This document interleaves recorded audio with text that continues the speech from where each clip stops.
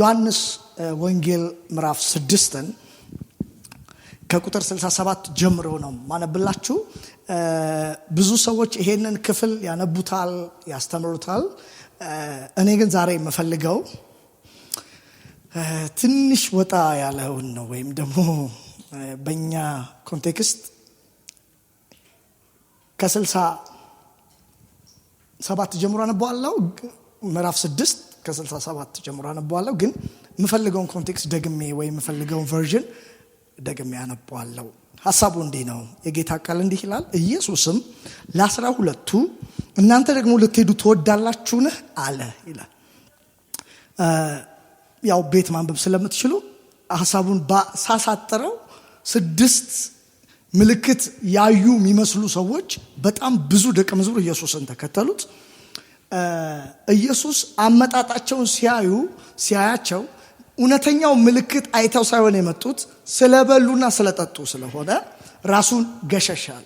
በዚህ ምዕራፍ 6 ላይ ብዙዎች የበሉበት ከታንኳ የተረፉበትም ክፍል ነው። በዛ ላይ ደግሞ ኢየሱስንም ሊያነክሱ የፈለጉበት ክፍል ነው።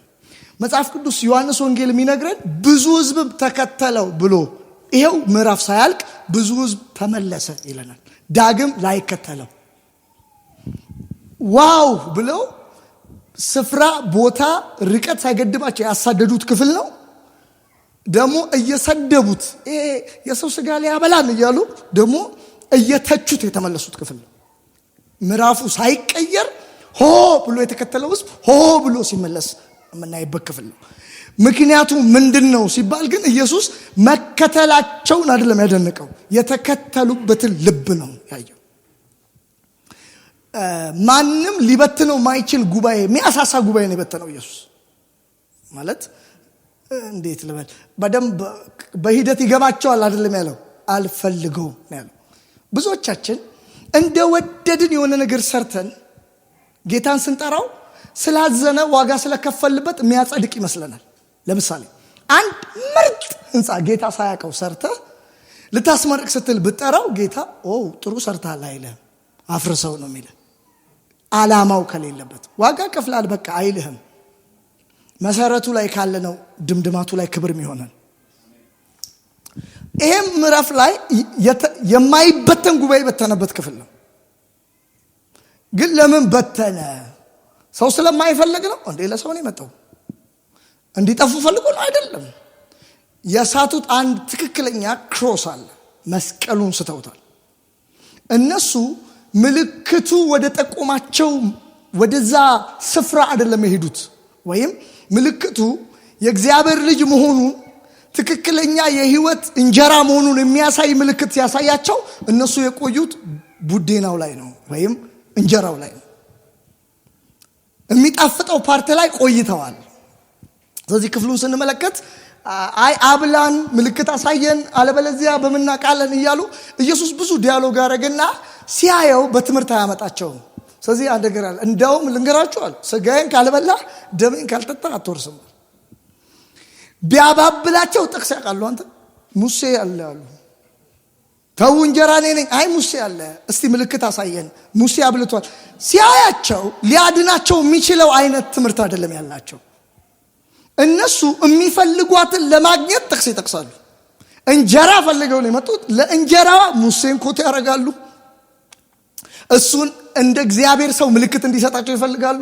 ሲያያቸው ይሄ ትምህርት ፊት ለፊት ነው መጋፈጥ ያለብኝ ብሎ አስጨናቂና በጣም ከባድ ንግግርን የተናገረው ብለው ወደፊትም አልተከተሉትም ብለው ተለዩት። በአጭር ቃል ራሱን ምግብ እንዳደረገ በራሱ ምግብነት ለዘላለም እንደሚኖሩ ያሳየበት ክፍል ነው።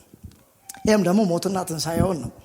እና በጣም ሲበተኑ ቃል በቃል ያላቸው አብ ካልሳባችሁ በቀር ወደ እኔ ልትመጡ አትችሉም። በአጭር ቃል አብ የሳበው ወደ ገብርኤል አይመጣም ማለት ነው።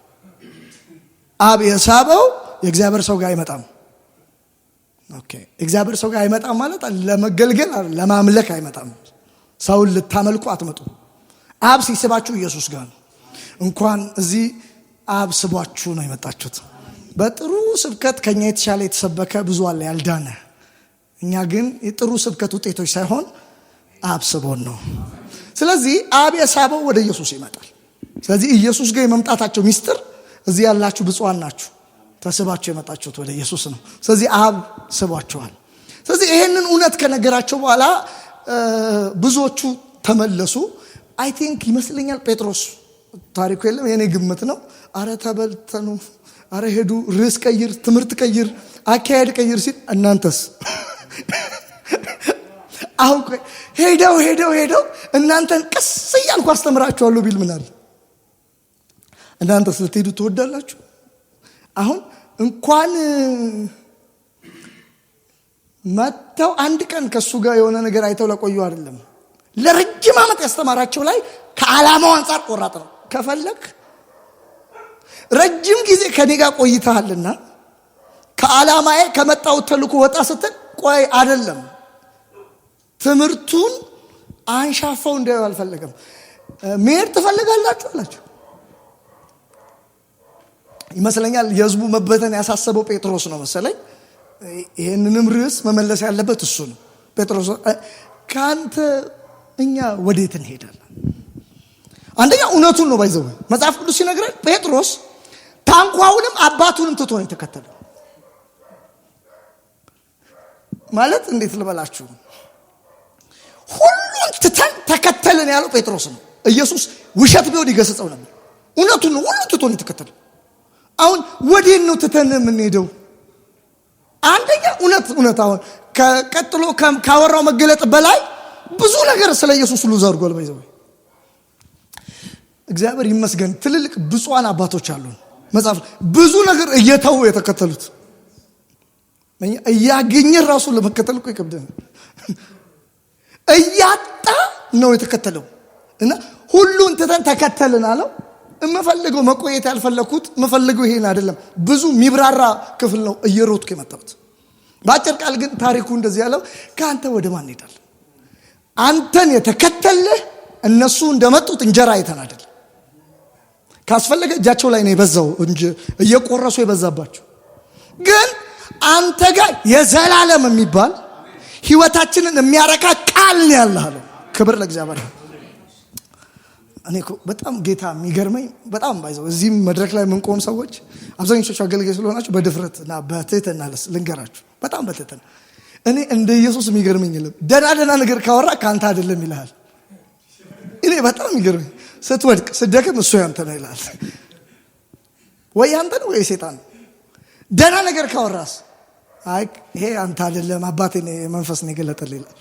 እዚህ ጋር እኛ ካንተ ወደ ማን እንሄዳለን? አንተ እኮ የዘላለም ሕይወት ቃል አለሽ። አንተ እኮ ጎበዝ ነህ ቢለው ምን አለ? አንተ አልመረጥክም አለ። ፕሬዝ ጋድ። አንተ መርጠኛ አይደለም አለ። አዩ እናንተን እኮ የመረጥኳችሁ ማን ነው? አብ ነው የሰጠኛል። መተ ሃሌሉያ ያልከው ባይዘው ስለምችል አይደለም፣ አብ መርጦ ነው። ባይዘ አንዳንዶቻችሁ አኩርፋችሁ ሁለተኛ አልመጣም ብላችሁ የምትደገሙት እኮ ቸርች ባይዘው ስንቱ በቸርች በአገልጋይ በቦታ በአምልኮ በመንፈሳዊ ነገር ዝሎ ደክሞት አስተልቶት ያውቃል። ደጋሚ የጎተተም ያመጣ እኮ እዚህ እንደሚሉት በኮርኒስ የሚዘም ብር የለም፣ ምን ሰጠ ጤፍ የለም፣ ሰልባጁ የለም። እንደዛ ቢኖር የሰበከ ራሱ ይመጣ ነበር ቀድሞ አለ ያለ ሰው እሱ ነበር የሚሰለፈው። ግን ምን አስመጣ? አንድ ወደዋለሁ ከማለት በፊት የወደደ መርጬው ነው የመጣሁት ከማለት በፊት የመረጠን አለና ምን አላቸው? ጴጥሮስ ስምዖን ጴጥሮስም ጌታ ሆይ ወደ ማን እንሄዳለን? አንተ የዘላለም ሕይወት ቃል አለ፣ እኛስ አንተን ክርስቶስ የሕያው የእግዚአብሔር ልጅ እንደሆን አምነናል አውቀናል ብሎ መለሰለት። ኢየሱስ ይሄንን ሲመልስ በጣም ጎበዝ ቢለው ምን እንዳለው ኢየሱስም እኔ እናንተ 12ታችሁ የመረጥኳችሁ አይደለሁምን? አንተ መርጣ አይደለም እኔ ስለመረጥኩ ነው። ምን አለ ይሄን እንኳን ሪዋርድ ቢሰጠው፣ ዋው ጎበዝ በጣም እኮ አንተ በጣም የተከተል እኔ ስለመረጥኩ ነው። እናንተ አይደለም የመረጣችሁኝ። የምፈልገው ጥቅስ ግን እቺ ነች። ዛሬ ምን ልታስተምረን ነው እንዳትሉ፣ ከእናንተ አንዱ ግን ዲያብሎስ ነው ብሎ መለሰላችሁ። እሷን ብቻ አስምሩበት። ከዛ ስለ ስምዖን ልጅ ስለ አስቆሮቱ ይሁዳ ተናገረ። ለ12ቱ አንዱ የሆነው እርሱ አሳልፈው ይሰጠው ዘንድ አለውና። ስለዚህ ዛሬ እቺ ነው ጥቂት ማወራችሁ። ከእናንተ አንዱ ዲያብሎስ ነው። እንግዲህ ዛሬ ልትለን ነው እንዳትሉኝ፣ ትንሽ ከዚህ ርዕስ ጋር አያይዤ ሁለት ነጥቦች ካወራው ዛሬ ባቆም ደስ ይለኛል። የመጀመሪያው ነጥብ ኢየሱስ ይመራት ከነበረው አንዱ ቤተክርስቲያን ከህዝቦቹ መካከል አንዱ ኢቪል ነው ወይም ክፉ ነው። አንዱ መጥፎ ሰው ነው። አንዱ ሰይጣን ነው፣ ዲያብሎስ ነው። የሱን ካራክተር፣ የሱን ማንነት፣ የሱን ልብ ማስፈጸሚያ ነው። ክርስትና እንደምታውቁት ብዙ የአክት ጉዳይ አይደለም። የተግባር፣ የወሬ፣ የጩኸት፣ የንግግር የልብ ጉዳይ ነው። ልብን የምናስተናግድበት፣ ልብን የምንመረምርበት፣ ልብን የምናስገዛበት፣ ልባችን ደግሞ የምንጠብቅበት እውነት ብዙዎቻችን ውበታችንን እንደምንጠብቀው ራሱ ወይ ደግሞ ስልኮቻችንን እንደምንጠብቀው ራሱ አይደለም የልባችን ስፍራ። እና እግዚአብሔር የነገ የህይወት መውጫ ወይም ደግሞ የነገ የክብር ቦታ ነገ ያለን ፍጻሜ ማወጣው ያ ነው ይላል። ከ12ቱ መካከል አንዱ ዲያብሎስ ነው አላቸው፣ ሰይጣን ነው። እንግዲህ የምንወደው መድኃኒታችን በፍጹም ሰውነትም በፍጹም አምላክነትም የተመላለሰው ጌታ እሱ የሚመራት ቸርች ውስጥ አንዱ ከ12 አንዱ ሰይጣን ካለ ያው ሳሚ የሚመራት እናንተ የምትመሩት እናንተ የምትካፈሉት ውስጥ ምን አይነት ስንት ይኖራል ጌታ ያውቃል። እና ምን እያወራ ነው የእግዚአብሔር ልጅ ኢየሱስ? ስለመጣበት ትልቅ አጀንዳ እያወራ መጠቀሚያ ስለሆነው ራሱን ለጥፋት ወይም ራሱን ለገንዘብ ወዳድነት ራሱን ለመፈተን አሳልፎ የሰጠው አስቆሮቱ ይሁዳ እግዚአብሔር ለጥፋት መርጦታል እያለን አይደለም። ግን የህይወቱ መንገድ ሁሉ ለክፉ ትንቢት የሚያስገኝ ስብዕና ነበረው።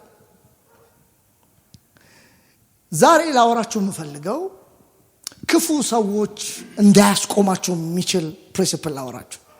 ክፉ ሰዎች፣ ክፉ መናፍስት፣ ክፉ ነገር ብዙ ሰው ሰብሮት ቤት ቆጭ ብሏል። አገልግሎት አቆሞ፣ ህይወት አቆሞ፣ ኳየር ትጀምራለች፣ የሆነ ኢቪል አለ ይነካል፣ ያቆማል ሰው። በዋናነት ከማንም ጋር እንደ ክርስትና ልናስብ የሚገባው ከስጋና ከደም ጋር ያለው ውጊያ የለንም። ግን ጠላትን ውደድ ሲለ ቦርንትቻን፣ ቃልቻን፣ ጠቋርን አይደለም ጨሌን ይሄ እኛ የምናቃቸው ዝርያ መናፍስቶች አይደለም ውደዳቸው እያለ ያለ ኢቪል ሰዎች አሉ። በክፋት ተሞልተው ጠላት ተጠቅሞባቸው ለነሱ ግን ልንሰጣቸው የሚገባ ምላሽ አንዱ ክፉን በክፉ አይደለም። እንደምናየው እግዚአብሔር የፍም ክምር አናቱ ላይ ተጨምራለ ያለ በመልካም ነው። ግን ብዙ ሰው የእስራት፣ የጉዳት፣ የሐዘን፣ የውድቀትና የክፉ ሰዎች ስራ መንገዳቸውን አስቆሞ ከትልቅ ህልም የቀሩ ብዙ ሰዎች አሉ። ክፉ ሰው የማያስቆማችሁ እንድትሆኑ ነው ዛሬ በአገልግሎታችሁ አንድ ምዕራፍ ተሻግራችሁ ወደ ክብር እንድትሄዱ የሚገጥማችሁ ነገር የምትሻገሩበት አቅም እንዲኖራችሁ ነው ዛሬ መረዳት ያለብንን እውነት ጥቂት ማካፈላችሁ። በዋናነት መጀመሪያ አለመጠበቅ ነው የሚጎዳን። ታውቃላችሁ፣ ሁሉ ደህና ነው ማለት ይጎዳናል። ስለዚህ አንዱ ዲያብሎስ ነበረ እሱ መካከል። ስለዚህ ኤክስፔክት ያደርጋል የዚህ ዓለም ገዢ ወደኔ ይመጣል አንድም ከኔ የለው ማለት። የትኛውም የክፉ ሰዎች ኃይል ያላስቆመው ያውቃቸዋል። መጽሐፍ ቅዱስ እንዲህ ይላል፣ ልባቸውን ያውቅ ነበርና አይተማመንባቸውም ይላል። የምታውቀው ነገር አይጎዳህም። ባይዘው ቤተክርስቲያን፣ የአገልግሎት ዓለም፣ የክርስትና ዓለም፣ የቸርች ዓለም በእውነት እላችኋለሁ እንደ መረብ እንደ አሳ መያዣ ማጥመጃ ነው። አሳ ብቻ ይዘን ጊንጥ፣ ቆሻሻ፣ ብዙ ነገር ይዘን ኤክስፔክት ስለማታደርጉ ነው። በዝማሬ በአገልግሎት በቃል እንደምንባረከው ሁሉ አንዳንድ ኢቪል አለ ብለን ስለማንጠብቅ ነው። ባይዘው በጣም አንዳንድ ሰዎች አሉ እዚህ መጡና ሰይጣን ወድቋል ሃሌሉያ ይላሉ። ሰይጣን የ98 ዓመት ሽማግሌ ጥርሱ ያረጀ ከዘራ ያዘም ይመስላቸው ኢማጂናቸው ራሱ የ6000 ዓመት ልምድ ያለው ነው። ደግሞ ቢወድቅ የሚወደቀው ምድር ላይ ነው። ባይዘው አጠገብ ነው የወደቀው፣ ከሰማይ ነው የወደቀው፣ አጠገብ ነው የወደቀው። በሰማይ ያለው ኃይል ጠፋ እንጂ ሰይጣን አጠገብ ነው የወደቀው። በሰማይ ያለው ጉልበት ተሻረ እንጂ አጠገብ ነው የወደቀው። ለዚህ ነው መጽሐፍ ቅዱስ አንደኛ ዮሐንስ ምዕራፍ 5 ላይ ይህ ዓለም በክፉ ተይዟል። ክፉ አይደለም፣ ክፉ ፐርሰን ነው። በዚህ በሰይጣን በአጭር ቃል ይህ ዓለም በሰይጣን ተይዟል ማለት ነው። በክፉ ተይዟል፣ ክፉ ነገር አለ ማለት ነው። በክፉ ካለው ክፉ ፐርሰን ነው ስሙ ነው። እዚህ ክፍል ላይ ጳውሎስን ዝም የሚያስብሉ ክፎች ነበሩ። ጳውሎስ ፈርቶ ቁጭ እንዲል፣ ጳውሎስ ፈርቶ እንዲያቆም የሚያደርጉ ኢቭል ነበሩ። አትፍራ፣ ቀጥል አገልግሎት፣ እኔ ከአንተ ጋር ነኝ፣ ክፉ አንዳች አያደርጉብህም እና እኔ ግን የምሰራው ሌላ በአንተ ስራ ስላለኝ ቀጥል አለ፣ ተናገር አለ። አያችሁ፣ ጳውሎስን የሚያክል ጀግና ሰው የሐዋርያው ጉዞው የመጀመሪያው አይደለም። ታሪክ ስታጠኑ ኤፌሶን አለ። ብዙ ከተማዎች በሞትና በህይወት መካከል ኢቭን እንደውም ቴዎሎጂያንስ አስተማሪ ሞቶ ነበረ፣ ሶስተኛ ሰማይ ሄደ የተባለው ሜዳ ላይ ጥለውት የነበሩ ጊዜ ነው ይሉታል። መመታት ያውቃል፣ ግን ዝም ብሎ ያውቅም፣ አራግፎ ደግሞ ይገባል።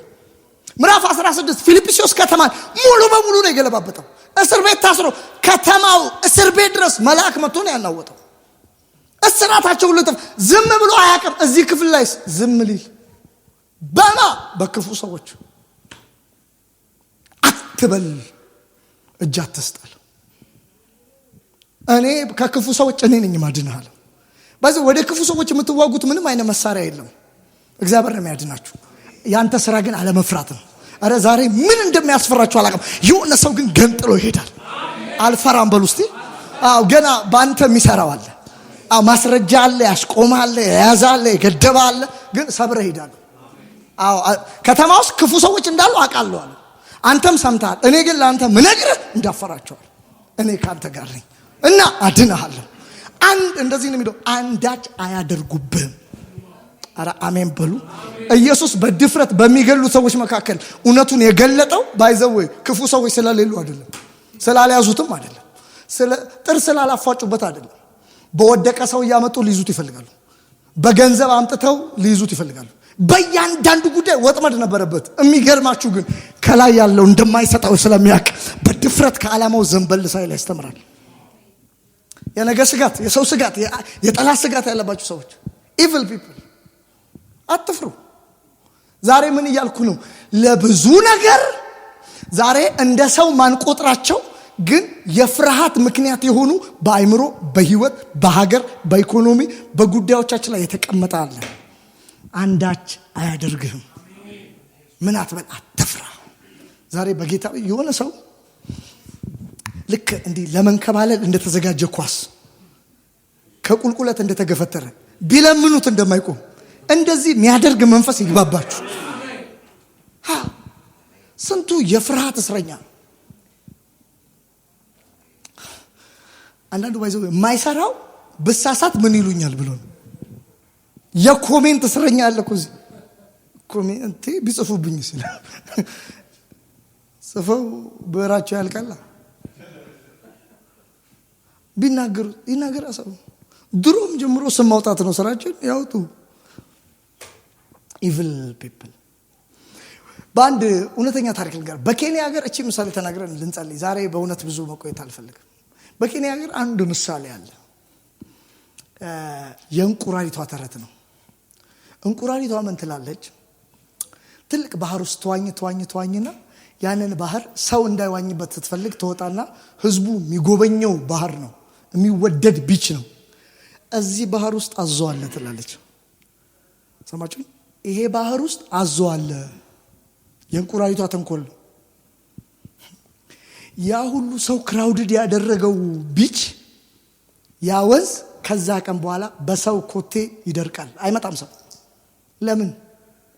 ቀድማ ተናግራለች። እዚህ ባህር ውስጥ ምን አለ ብላ፣ አዞ አለ ብላ። ለምን? ባይዘው ቆይ እስቲ ልሞክረው የሚላል እንዴ? ተበልቶ ቼክ የሚያደርግ ማንም የለም። አምኗት ነው የሚሄዱት። ለምን?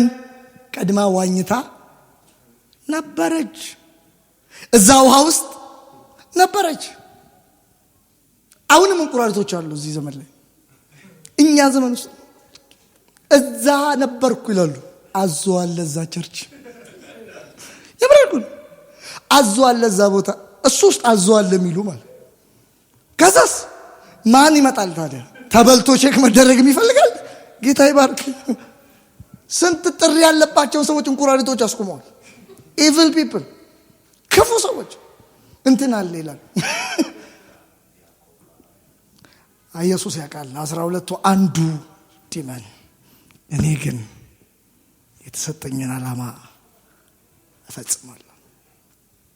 በብዙ ሰዎች ውስጥ ትረስትን እንዳይገነባ በእምነት እንዳንያያዝ እውነትን እንዳንኖር ቤተክርስቲያን የክርስቶስ ሙሽሪትን እንዳንወዳት ራሳችንን እንዳንሰጥ በብዙ ነገር እንዳንወጣ ቅንነታችን እንዳይበዛ ያደርግ ኢቪል ፒፕሎች አሉ። ክፉ ሰዎች አዞ አለ ይላሉ ተነስተ ለምን እንደሚሰሙ ታውቃለህ? ቀደሞ ዋኝተዋል እዛ ውስጥ ነበሩ ይታወቃሉ እዛ ውስጥ። ስለዚህ ያኔ ስትዋኝ ስለምታያት እዛ ውስጥ ወጣ አዞ አለ ካለች እንዴት ነው አምነ አወላልቀ ማደድ ሌላ ቢች ልፈልግ ትላለህ። የስንት ሰዎች ህይወት የስንት ሰው ዴስቲኒ እንደዚህ በትናንሽ እንቁራሪቶች። ዛሬ አንድ ነገር ልንገራችሁ፣ ጌታ ምስክር፣ አንድ ሰው አያስቆማችሁ። ኢየሱስ ጌታ ነው። እስቲ አንድ አዋጅ አውጁ፣ አልቆምም አልስተጓጎልም በሉ እስቲ። ማስረጃ ያላቸው መረጃ ያላቸው ሰው ቢቀልዳው የሚቀልደው ቸርች ላይ ኦኬ። ለማንኛውም ስለዚህ የሰባኪ ክፋቱ እችን እያለ ስለሆነ ፋይናሊ እናደርገው። ጳውሎስን ታስታውሳላችሁ? ምዕራፍ 9 ገዳዩ ተገዳይ ሲሆን አንድ ሰማይ ሲነካው ሊገድል የወጣ አንድ ነፍሰ ገዳይ ብርሃን ካገኘው በኋላ እሱኑ ሊገሉት መፈለግ ጀመሩ። በአንድ ምዕራፍ ውስጥ ገዳዩ ተገዳይ ሲሆን አሳዳጁ ተሰዳጅ ሲሆን ከጠላት ወገን የነበረው ከእግዚአብሔር ወገን ሲሆን በአንድ ምዕራፍ የሰማይ ንክኪ በአንዴ ታሪኩን ቀየረ። ሰውም በአንዴ ምዕራፍ ቀየረበት። ምን ቢያደርግ ጥሩ? ሊገሉት ፈለጉ ይላል። አሁን ምን አረገ ጳውሎስ? እሺ መግደል አቆመ እንጂ ምን አረገ ጳውሎስ? አየ ትክክለኛ የህይወት ግብ ሲያገኝ ገዳይ ፈለገው። ትላንት እንኳን ሊገሉት በስሙ የሚንቀጠቀጡ ሰው ዛሬ ንቀት አድሮባቸው ነፍሱ በህይወት እንድትቆይ ያልፈለጉ የተካፈልከውን ነገር ለማስቆም ይፈልጋል። ወገኖች ለምን እኔ ባቆመስ ባልሄድስ አትበል። ሰማይ ያየልህን ነገር ብዙ ሰው ሊቀማ ተራ ሰው ሊያረገ የሚፈልግ ብዙ አለ። አንዳንድ ሰዎች ያሳዝኑኛል። እኔ ዝም ብዬ ስራዬን አልሰራም እንዲያቆሙ ይላል። ለማን ብለህ? የሚያቆሙኝ ይቆማሉ። እኔ በቃ ዝም ብዬ ብኖርስ? ለምን ነው የምኖረው? ተራ ሰው ማልሆንላቸው ተሳካ ማለት እኮ አቺቭ አረጉ። በዛን ቀን ፓርቲን የሚከፍቱት ሰይጣኖች ምን ፈልገውን አገኘን ብለው ባቆመስ ቸርች ባቆመስ አገልግሎት ለማን ብለ? ይኸው ጳውሎስን የመጨረሻ ኃይላቸውን ሲጠቀሙ እንዲህ ያሉ ስሙኝ። እሱ የእግዚአብሔርን ሐሳብ እየተረዳ ስለ ክርስቶስ እየገለጠ ይናገር ነበር ይላል። ምዕራፍ 9 ቁጥር 25 ጀምሮ ቃል በቃል እንዲህ ነው የሚለው። የትላንትና ታሪኩን እያነሱ ያወሩበት ጀመር። ጳውሎስ እኮ ነፍሰ ገዳይ ነው፣ ትላንት እኮ እንዲህ አይነት ሰው ነው እያሉ ጳውሎስ ወደፊት የያዘውን ጉዞ የሚያስቆሙት የትላንት ማንነቱን እየጠቀሱ ነው። አይታችኋል። አንዳንዴ እኔ ገጥሞኛ ቃል ገና የመጀመሪያ ሰው ፍሬንድ ሪኩዌስት ፌስቡክ ልኮላችሁ የሚያክሰው ሲልክ ከትንሽ ደቂቃ በኋላ ኖቲፊኬሽን ይገባላል። የትኛውን ላይክ እንዳደረገ ልንገር። የድሮ እንደዚህ ብሎ ላይክ ለምን መሰለ ሰው ካሁኑ መጀመሪያ አይፈልግም፣ ከትላንት ነው መጀመሪያ። እስቲ ማን ነው ይላል። ድሮ የለቀቀው ነው ማየት ይፈልግ። እንዲህ ሚል የስክሮል መንፈስ ፌስቡክ ላይ በሉ ሰው ህይወት ላይ ትላላችሁ። ዛሬ እዚህ ጋር እግዚአብሔር ቀባው ቆመ ነው የተወደደ ንፍታሌም እዚያ ያው ምድሪቱ ሲባርክ የድሮ ታሪክ the old file old friend is block እግዚአብሔር የምር ፌስቡክ ላይ ብሎክ አታርጓቸው። ህይወት ላይ ብሎክ አልቆምም ምንም ባይዘው የምር እሱ እኮ ትላንትና evil people ክፉ ሰዎች እኔ በጣም ማስታወሳቸው ሰዎች አንድ በቢዝነሱ ተገርመን እኛ ተሰብስበን እንትና እኮ አይገርም ሹት አደረገ በጣም እኮ የሚደንቅ ሰው እንዴ አታውቀውም ምን እሱ እኮ ማለት እንትን ነክቶ እንትና ነክቶ እንትን አድርጎ በእንትን አድርጎ evil people ኦኬ እኔ ስለሱ አይመለከተኝም ግን እግዚአብሔር አሁን ረድቶታል አይ እንትና ስለሚያውቅ ነው ፋውል ሰርቶ ነው ድሮ አስደግሞ ነው የሚባለው አሁን ደግሞ ተቀይሯል አሁን ፋውል ሰርቶ ነው አሁን ቆሪጥ ራሱ አይችልም አሁን ፋውል ነው የሚችለው አይ ሰው በጣም ነው የሚገርማችሁ ርዕስ ይሰጣል ትላንትና እሱ ድሮ ታቆ እሱ እኔ ጌታ ምስክር እንደዚህ ይላል መጽሐፍ ቅዱስ እሱ ነፍሰ ገዳይ አይደለ እንዴ ሲሉት ጳውሎስ ግን እየበረታ ሄደ አረ ልባርካችሁ በኢየሱስ ስም እየተወራ ትበረታላችሁ እየተዋጋችሁ በእውነት ትበረታላችሁ እየተሰበሰበባችሁ ትበረታላችሁ እስቲ አልቆምም በሉ በጣም ዛሬ ቆሜ አገልጋይ ሲሆን ለመስማት እናንተ እኔን ስትፈልጉ ስትመጡ አገልጋይ እኮ ነው በጣም ብላችሁ ለኔ ኮሜንት ሲኖራችሁ ዛሬ ቆሜ ሳገለግል እጅግ ደስ የሚል ጣዕም አለው እግዚአብሔር ማገልገል ያው አገልጋይነት ማስተማር እጅግ ፍርድ አለው ታውቃላችሁ ስለዚህ በጣም ነው ሲሪየስ መሆን ያለብን እኔ ግን አሁን ጌታ ለመልካም ቀይሮታል የመጣውበትን መንገድ ግን ሳይ ይሄ ሁሉ እንዳለው ባቅ እሺ ማለለው ይመስለኛል 90% ተግዳሮቴ ጂኒ መፍዙዝ አይደለም እሱማ ጌታ ይባርከው አይባልም እንጂ ናውጣ ስትል እየተመዘዘ እየፈረጠ ያጓራውታ አለ ማይወጣ ጂኒ evil people መንገድ የሚያከብዱባችሁ እንደ እስራኤል ህዝብ በዚህ ጋር እንለፍ ከፈለክን ከፍላሃለን አንድ ነገር አናጠፋም አሳልፈን ሲል አላሳልፈም የሚል ሙሴ ስላለ ነው በርተታው በሌላ መንገድ ሄዱት ወገኖቼ በጣም አጭር ምደርሱበት መንገድ ያራቁባችሁ ሰዎች አላችሁ በእነሱ ምክንያት ስንት አገልግሎት ስንት መንገድ ስንት እውነት ስንት ራእይ ስንት ትጋት አቁማችሁ ይሁን ዛሬ ግን አንድ ኃይል ውስጣችሁ እንዲመጣ ፈልጋለሁ ያቃል አልቆምላቸውም ማለት አንዱ ሰይጣን ነው ግን ነው